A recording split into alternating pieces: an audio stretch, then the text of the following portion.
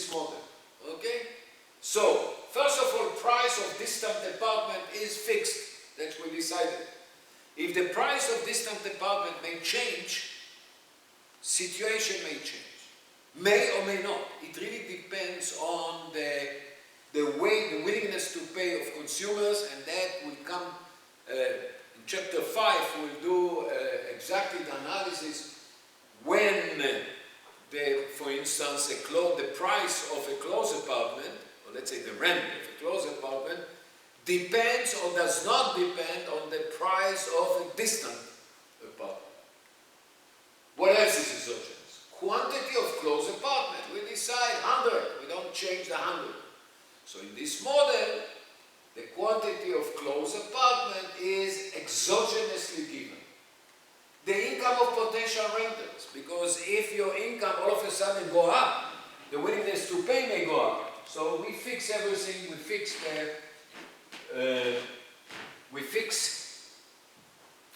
the income of every possible individual. What happens if this exogenous variable change? Now, so sometimes we call it sensitivity analysis. How it is sensitive, or what will happen if one of these three changes. Okay? Suppose the price of distant apartment rises all of a sudden. Let's say before it was, let's say that this is 400. Let's say, yes? And before the price of the distant apartment was, I don't know, 350. Price of distant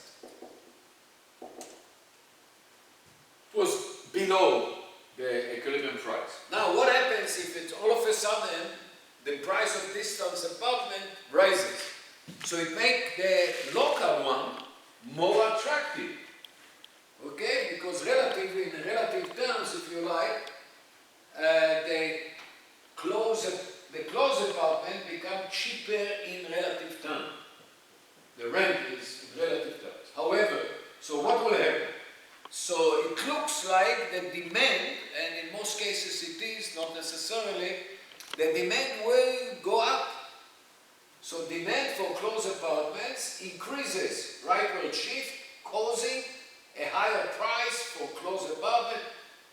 Causing means changing the equilibrium to a new equilibrium with high price. Let's see it in a picture, in a graph. So this is the original one, demand, supply, demand equals supply. This is the competitive price, the equilibrium price. And this is the quantity demanded at that price. Okay, so now, if the price of a distant apartment is going up, okay, then for whatever reason, it's actually not that clear, but for whatever reason, it is assumed here that the demand, okay, let's say that for apartment 900, for the last apartment, or 99, before the willingness to pay was this much. Now it is more than, it becomes higher, okay, because there are people from the distant apartment that may like to shift in, and you get either more people that compete, or you change your willingness to pay changes because of that, and therefore the demand is going to go higher. So demand shifts to the right.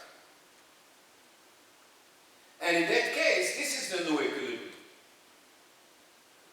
So for whatever reason, I suggest to look, for whatever reason, if the demand shifts to the right, okay, then what will happen to the price? Namely, the demand is higher, the demand curve is higher. By the way, it's very important to make this distinction. When I say the demand, I mean the demand curve. If I want to say at that price the quantity demanded is, it's a number. But when I talk about demand, I'm talking about demand curve. demand curve. So if the demand shifts to the right, namely, for every apartment, or for every number of apartments now, there is higher demand, or if you like, there is higher willingness to pay for the apartment, then it shifts to the right. In this case, as you can see, before it was this price, now it is this price. So the price went up by that much. That's the new demand, the same supply, the old demand, old price was here, the price moved up to here. Suppose there were more closed apartments. All of a sudden the supply changed, somebody built more. Supply is greater. So we say the price for closed apartment falls. Let's see it in the picture. The original supply, the original demand, the demand doesn't change, but the supply curve changes. Instead of 100, I have something more. So you see, it changes, let's say, from 100 to 120. The same vertical line, but now what will happen? That's a new equilibrium.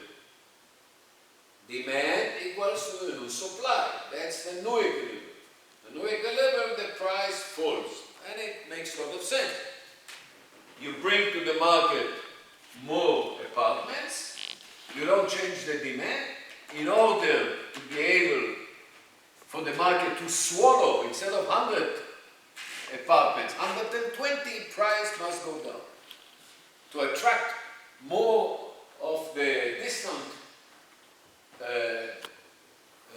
distant apartments, more individual renting distant apartment to move to the close apartment. Okay, so again, what happens is supply shift to the right. Higher supply causes a lower market price and a larger quantity traded. So now they trade, instead of 100, let's say 120. Suppose potential renters' income rise, okay? So increasing the willingness to pay for closed apartment. So that's a sensitivity analysis, or what's called comparative statistics of suppose potential renters' income. So all of a sudden, all the renters that rent apartments get higher income, okay? How come? For instance, for some reason, the government decide to tax them less of a personal tax, and therefore they end up with more income. Or let's say that people are just got more education, and as a result, as you probably know, if you are more educated, you should make more money. Your income should rise. Is it true or not? We'll postpone it for another course. But in any event, let's say that income rise, okay? Increasing the willingness to pay. Demand rise, upward shifting, causing higher price for closed apartment. So again, this is the original supply, original demand, okay? But now the willingness to pay for an apartment, it's not this one, but rather it is this one. So it has the same effect as the first one, where we say that the rent for distant apartment moved higher. So it looks something like this. So what happens? You have more income, you are willing to pay more. Before your willingness to pay was this much, now it is this much. Move from this high to that. So the equilibrium, what will happen to the equilibrium? It's now, instead of P, it moves here. So again, the equilibrium price moved higher. Okay? Higher income causes higher willingness to pay, higher and therefore higher market price at the same quantity because supply is fixed.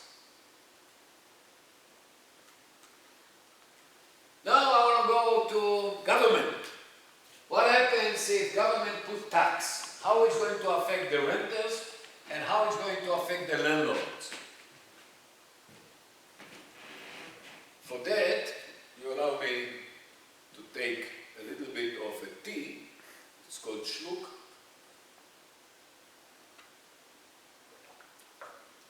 It's very good, thank you. Local government taxes apartment owners. What happens to price, quantity of closed apartment rented? Is any of the tax passed to the renters? Now let me tell you something. Let's think again. What was the demand curve, the demand? When I say demand, I mean demand function, the entire curve. It says for what price, given a price, how much quantity, what is the quantity demanded? So that doesn't change. If you put tax, you maybe increase the price, you increase the price. I'm going from one point to another point. Here it is.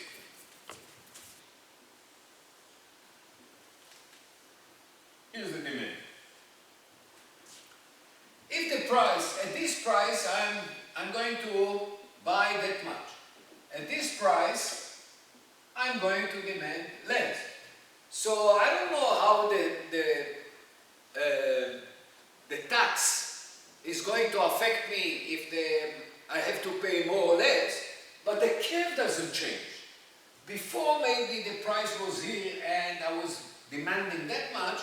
Now the price is here, I demand less, but the curve itself doesn't change. The point on the curve may change. Because of the tax, maybe the price will go up. I don't know. But the curve doesn't change. What about the supply? Also doesn't change. Because it's fixed in this case. Typically it may change. If a producer or builder will know that he has or she has to pay a large sum tax for every apartment, then they will think again if to build that many or a different number. But here it is assumed that supply is fixed. So in that case, what happens? Supply is fixed, demand is fixed, so the same price you get, the same price will be the market price. And if there is the same price will prevail, that means that the landlord will get the same price, PE, and then you will have to pay to the government the tax. So actually the landlord, the owners will bear the entire tax. That's it. Market supply is unaffected. Now new noise. Market demand is unaffected. That's what I say. I'm not saying the quantity demanded. I'm talking about the demand as a curve. The curve doesn't. If the price change, I'll be on a different point on the demand, but the demand curve doesn't change. So market demand is unaffected. Market supply 100 it's unaffected. So the competitive market equilibrium is unaffected by the tax. Because supply equals demand will yield the same point, the same intersection point. Price and quantity of closed apartment rented are not changed. 100 and PE that remains the same. Landlord pay all the tax because they don't. It's not that they can, let's say, increase the price and from that increase they pay the tax. No. The price, the rental price, is determined by demand equals supply. Demand doesn't change. Supply doesn't change. The intersection point doesn't change, and therefore the price doesn't change. And if the price doesn't change, the landlord will get the same price, but from that price they will have to pay taxes. They pay the entire tax. Imperfectly competitive market. By the way, when we say that there are a lot of individuals, renters, and a lot of landlords, and everyone has negligible effect, and they cannot, the price is not determined by a single landlord or by a single individual. There are now exceptions. because now instead of many landlords, I may have a monopolist. Okay? Among many possibilities are a monopolistic landlord, only one. Well, that one can set the price. Okay? You know, in the US, for instance, you have gas stations. Sometimes if the difference is in 1 cent, I mean, people move from one gas station to another. So they are not price setters, they're price takers. Somehow price emerge, and as a gas station, let's say the owner of a gas station, I know what is the price, I decide how much to supply it.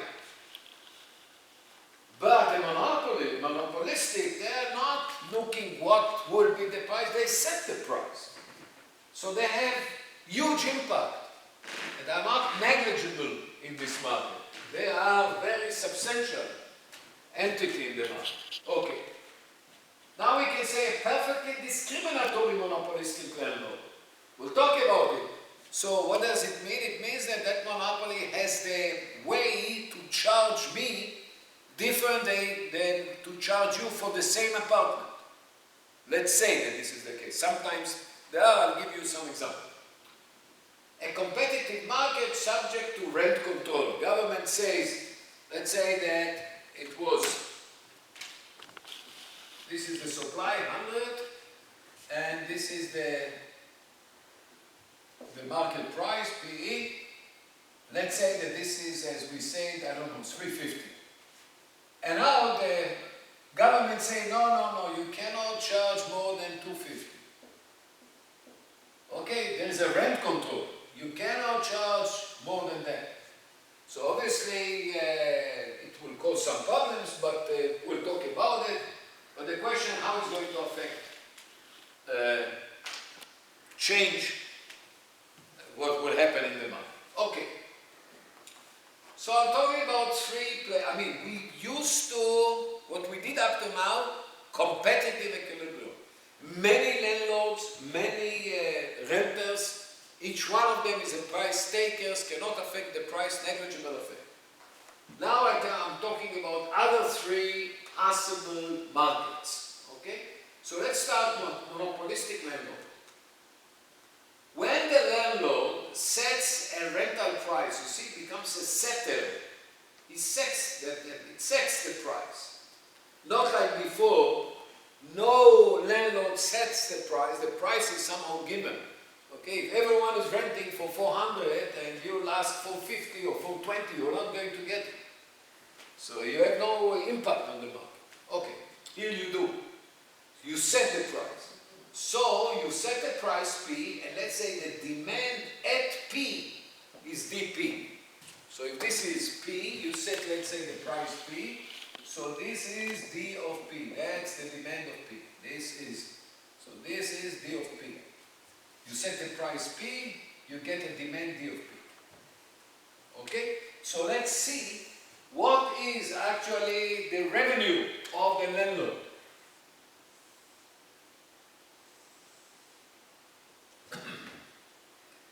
These are 100. But now you set the price here P.